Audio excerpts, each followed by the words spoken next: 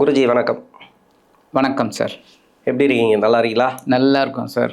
இப்போது ஆனி மாத ராசி பலன், இது சூரிய பகவான் மிதுன ராசிக்கு வரக்கூடிய சூரிய பகவான் எப்படி இருக்கும்? முதற்கண் நமது ஆன்மீகம் ப்ளஸ் சேனல் நேயர்கள் எல்லாருக்கும் ஜோதிட குருஜியின் வணக்கங்கள், வாழ்த்துக்கள், ஆசீர்வாதங்கள்.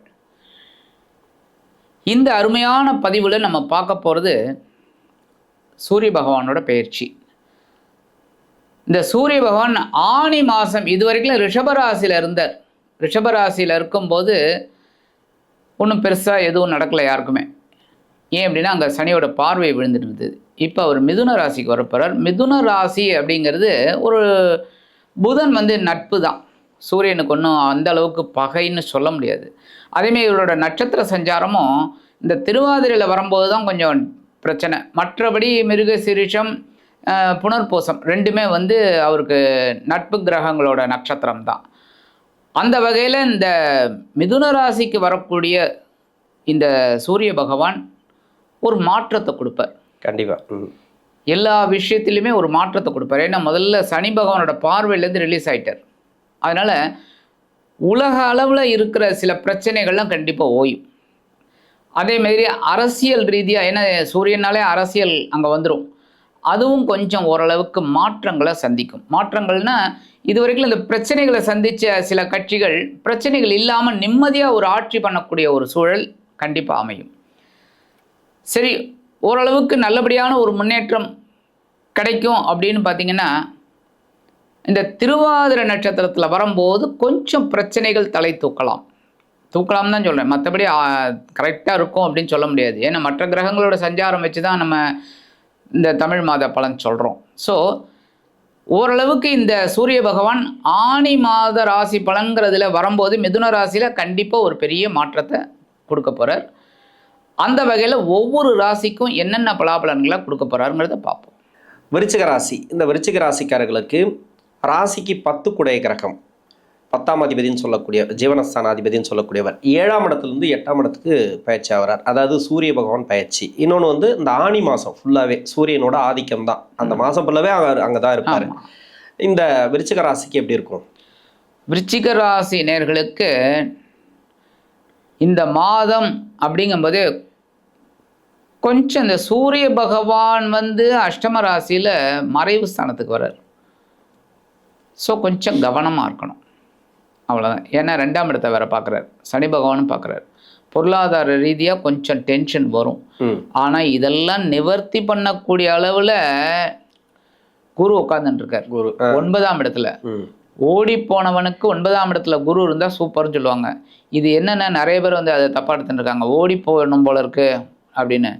அந்த நம்ம எந்த ஊரில் பிறக்கிறோமோ அந்த இடத்தை விட்டு விலகி இன்னொரு இடத்துக்கு வந்துட்டோம் அப்படின்னா அவனுக்கு அந்த 9ஆம் இடத்துல இருக்கிற குரு பயங்கரமான ஒரு யோகத்தை கொடுப்பாராம். ஓஹோ,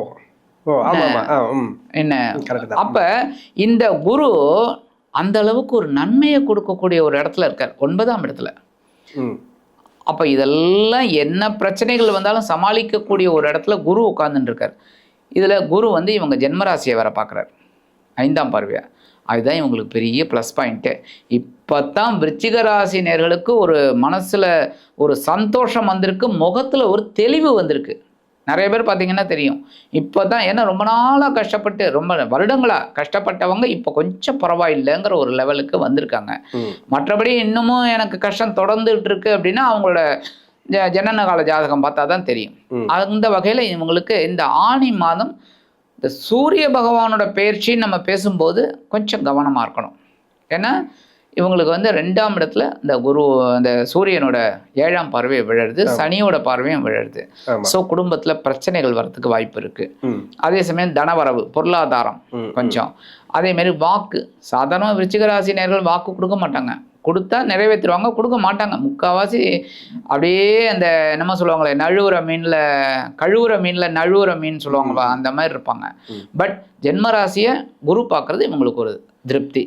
ஆனாலும் உடல் ஆரோக்கியத்தில் கவனமாக இருக்கணும். ஓகே, பொதுவாகவே இது எல்லாருக்கும் எல்லா வயதுன்னு இருக்கும். ஆமாம். படிப்பு ரீதியாக எப்படி இருக்கும்? ஏன்னா ராசிக்கு 4ஆம் அதிபதினு சொல்லக்கூடியவரும் 2ஆம் இடத்தை பார்த்துட்டு இருக்காரு. ஆமாம். 8ஆம் இடத்துலேருந்து ஒரு கிரகம் இப்போ சூரியன், அவரும் 2ஆம் இடத்தை பார்க்குறாரு. இது படிப்பு ரீதியாக ஏதாவது டிஸ்டர்ப் பண்ணுமா? இப்போ இவங்களுக்கு பார்த்தீங்கன்னா நீங்கள் சொல்ல மாதிரி 4ஆம் இடத்த அதிபதி சனீஸ்வர பகவான் அவரும் பார்த்துட்டு இருக்கார் 2ஆம் இடத்தை. ஒன்று இவங்களுக்கு வந்து இந்த 8ஆம் இடத்துல இருக்கிற சூரிய பகவான் கொஞ்சம் டென்ஷன் தான் கொடுப்பார் படிக்கிற குழந்தைகளுக்கு. என்னென்னா விளையாட்டு அதிகமாகும். வேற ஒன்றும் இல்லை. என்ன தடை அவங்களுக்கு, என்ன தடை? இப்போ உத்தியோகத்தில் அப்படிங்கும்போது நமக்கு ஒரு கான்சன்ட்ரேஷன் இல்லைன்னா நம்ம எடுக்கிற வேலையில் கொஞ்சம் கவனக்குறைவு வரும். இப்போ குழந்தைகளுக்கு அது கிடையாது. இவங்களுக்கு என்ன, இன்னும் ஃபீஸ் கட்டலை அப்படின்னா அந்த குழந்தைகள் ஏன் கஷ்டப்பட போகிறது? அவங்க பெற்றோர்கள் தான் கவலைப்படுவாங்க. பட் இவங்களுக்கு என்னென்னா இந்த விளையாட்டு அதிகமாகும். அப்போ இந்த விளையாட்டு அதிகமாகிறது அப்படிங்கும்போது அதை கரெக்டாக கட் பண்ணிவிட்டு படிக்கிறதுல கான்சென்ட்ரேட் பண்ணாங்கன்னா நல்லாயிருக்கும். இருந்தாலும் இவங்க சமாளிப்பாங்க. அதனால் ஒன்றும் பயப்பட வேண்டிய அவசியம் இல்லை, சமாளிப்பாங்க. ஓகே. 22 வயசுக்கு மேலே இப்போ திருமணத்துக்காக முயற்சி பண்ணுறாங்க. 32, 33, அதாவது லேட் மேரேஜ், அப்படி இல்லைனாக்கா செகண்ட் மேரேஜ். இவங்களுக்கெல்லாம் எப்படி இருக்கும் இந்த காலகட்டம் அப்படிங்கிறது? ஏன்னா குருவோட பார்வை ராசிக்கு இருக்குது. கரெக்ட். இன்னொன்று 2ஆம் இடத்துக்கு வந்து பாக்கியாதிபதினு சொல்லக்கூடிய 8ல் மறைஞ்சு பார்க்குறாரு. சனியோட பார்வையே 2ஆம் இடத்துக்கு இருக்குது, அதாவது குடும்பஸ்தானத்துக்கு. அதனால தான் இவ்வளோ இது இந்த கிரகங்கள் எல்லாம் மிங்கிள் பண்ணுறோம். இது எப்படி இருக்கும் திருமணத்துக்கு உண்டான காலமாக? அதாவது 22, 32, 33 இது மாதிரி திருமண யோகம் கை கொடுங்க. ஓகே. நான் என்னோட அனுபவத்திலே நிறைய பார்த்துட்டேன். இப்போ நான் பார்த்த ஜாதகத்திலே 2-3 விருச்சிக ராசிக்கு திருமணம் கை கூடிடுது. ஏன் அப்படின்னா ரொம்ப நாள் ஆகலை. ரொம்ப நாளாக தட்டி தட்டி தட்டி தட்டி போனவங்களுக்கெல்லாம் டக்குன்னு முடிஞ்சிடுது. ஏன் அப்படின்னா இந்த குரு வந்து இப்போ ரொம்ப ஃபேவரபிளாக இருக்கார். அதே சமயம் நீங்கள் சொல்ல மாதிரி 8ஆம் இடத்துல சூரியன் மறைவு ஸ்தானத்தில் இருந்துக்கிட்டு 2ஆம் இடத்தை பார்க்கறது பரவாயில்லை. ஏன்னா மறைந்து தான் இதாக இருக்குது. இந்த சனி பார்க்கறதுனால தான் கொஞ்சம் தடை, வேற ஒன்றும் இல்லை. மற்றபடி இவங்களுக்கு வந்து இந்த குரு ரொம்ப ஃபேவரபிளாக இருக்கிறதுனால கண்டிப்பாக கல்யாண யோகம் உண்டாயிடும். ஏன் அப்படின்னா 2-5 குடையவன். 2-5 குடையவன் குடும்பத்தை ஏற்படுத்தி கொடுத்துருவார், குழந்தை பாக்கியத்தையும் கொடுத்துருவார். அப்போ இந்த குரு வந்து ரொம்ப ஃபேவரபிளாக இருக்கிறதுனால கண்டிப்பாக திருமண யோகம் கைகூடும். அதேமாரி மறுமண யோகமும் கைகூடும். ரொம்ப நாளாக எதிர்பார்த்துருந்தாங்கன்னா கண்டிப்பாக செகண்ட் மேரேஜ் ஆகிடும். ஓகே. இப்போ சூரிய பகவான் வந்து ஜீவனஸ்தானாதிபதி 10 குடைய 8ஆம் இடத்துல மறைகிறார். தொழில் ரீதியாக ஏதாவது பிரச்சனை வருமா? ஏன்னா தொழில் ஸ்தானாதிபதி அவர் தானே, ஜீவனஸ்தானாதிபதி இல்லையா? கண்டிப்பாக தொழில் ரீதியாக ஏதாவது பிரச்சனை வருமா? ஒன்று. இன்னொன்று, ஒரு காலம் இருக்குன்னு வச்சிங்களா, அவங்க எப்படிலாம் இருந்தால் தொழில் செய்யக்கூடியவர்கள் சமாளிக்கலாம், வேலைக்கு சேர்த்து சொல்கிறது 2 ஒன்று தான். கரெக்டு. உத்தியோகமாகட்டும் தொழில் வியாபாரமாகட்டும் இந்த விருச்சிக ராசினியர்கள் நிறைய பேர் அடி வாங்கிட்டாங்க. பலத்த அடின்னே சொல்லலாம். அடி மேல் அடி வாங்கிட்டாங்க. வாங்கி அவங்களுக்கு இதெல்லாம் ஒன்றுமே இல்லைங்கிற மாதிரி ஆயிடுச்சு. இப்போ சூரியன் பார்த்தாலும் சரி, சந்திரன் பார்த்தாலும் சரி, ராகு பார்த்தாலும் சரி, இவங்களுக்கு கவலை இல்லை. ஏன்னா அடி வாங்கியாச்சு. அந்த மாதிரி அடி என்ன, ஒரு படத்தில் வடிவேல் சொல்லுவார், ஏன்னா இப்போ தானே அடித்தேன் ஒன்று அப்படின்னு. அது போன மாதம் அப்படி. அதுமாரி ஒன்றுமே இல்லைங்கிற மாதிரி ஆயிடுச்சு. அந்த வகையில் இவங்களுக்கு இப்போ குரு ஃபேவரபுளாக இருக்கிறதுனால உத்தியோக ரீதியாக இருந்து வந்த குழப்பங்கள் கொஞ்சம் குறையும்.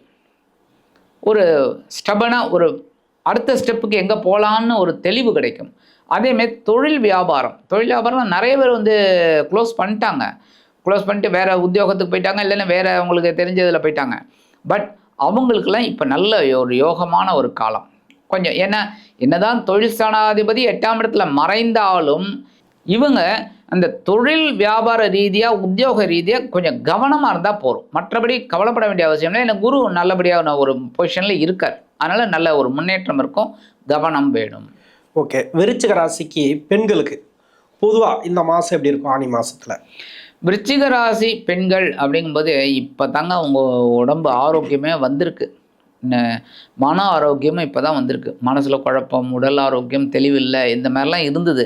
இப்போ அவங்களுக்கு இப்போ தான் வந்து ஓரளவுக்கு நன்மை தரக்கூடிய ஒரு விதத்தில் இருக்குது. ஆனாலும் இந்த 8ஆம் இடத்துல இருக்கக்கூடிய ஒரு சூரிய பகவான் கொஞ்சம் ஒரு டென்ஷனை கொடுப்பார். என்ன அப்படின்னா அந்த இல்லத்தரசிகள்னு வச்சுக்கோங்க, அவங்க உத்தியோகத்துக்கும் போயிட்டு வீட்டையும் கவனிச்சுக்கணும். அப்போ பொறுப்புகள் அதிகமாகும் போது உடல் ஆரோக்கியத்தை பார்த்துக்க முடியாதபடி ஒரு சிச்சுவேஷன் வரும். அப்போ தான் அவங்க கவனமாக இருக்கணுங்கிறேன். அப்போ அந்த கேர் எடுத்துக்கிட்டாங்க அப்படின்னா ரொம்ப நல்லது. மற்றபடி அவங்களுக்கு இப்போ இந்த பெண்களுக்கு நல்ல ஒரு மாதம் அப்படின்னு சொல்லலாம். சரி, ஓகே. பரிகாரம், இந்த மாதத்துக்கு உண்டான பரிகாரம். விருச்சிக ராசினியர்கள் கண்டிப்பாக எப்போவுமே வந்து எந்த ஒரு கிரக பயிற்சியாக இருந்தாலும் முருகன் வழிபாடு பண்ணுறது நல்லது. ஏன்னா அவங்களுக்கு அதுதான் ஒரு ப்ளஸ் பாயிண்ட்டு. ஸோ கந்தசஷ்டி கவச்சம் பாராயணம் பண்ணுறது ரொம்ப விசேஷம். அது ஞாயிற்றுக்கிழமை பண்ணுறது ரொம்ப விசேஷம். நிறைய பேர் சொல்லுவாங்க செவ்வாய்க்கிழமை முருகனுக்கு அப்படின்னு.